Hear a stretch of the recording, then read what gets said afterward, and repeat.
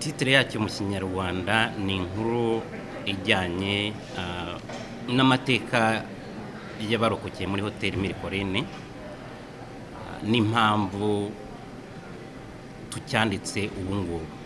Iki gitabo kigizwe n'ibice bitandukanye. Hari imibereho yanjye y'uko narokotse jenoside yakorewe abatutsi, uburyo navuye mu rugo nageze muri hoteli Mille, imibereho twabayemo muri Mille, ndetse hakaba hari n'abandi ubuhamya bw'abandi bantu bari muri hoteli Mille, ndetse n'abantu bari barinze hoteli Mille, bari peacekeepers.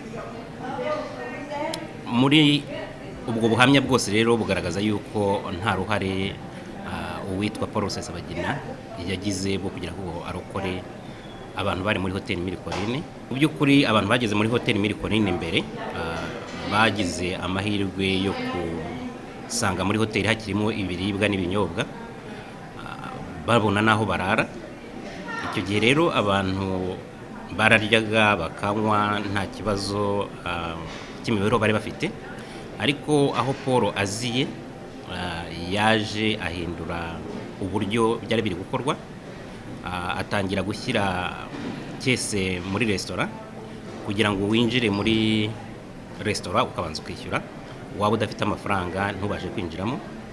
Ageza aho ubwo yohereza fagitire abantu bari mu byumba, udafite amafaranga akabasohora mu byumba bakajya kuryama muri koridoro, abandi bagenda biryama kuri hoteli inyuma uruhande rwa pisine.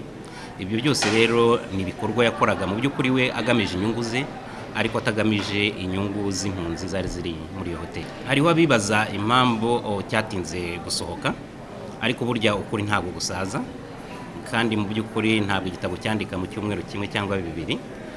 Igitabo natangiye kucyandika ari uko maze kubona iyo movie itavuga mu by'ukuri ibyo twabayemo, nibwo rero nagize igitekerezo gutangira kucyandika. Byamfashe igihe kinini rero cyane, ku buryo ibikorwa Rusesabagina agenda akora yitwaje kuba yitwaye intwari kandi atariyo, nibyo rero no muri iki gihe akaba akibikora, cyane cyane bigamije gusenya igihugu.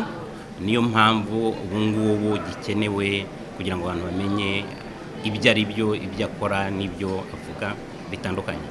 Ntabwo ndakira nshinga, ariko muri uko kwezi kwa gatandatu nzaba ndi mu Rwanda.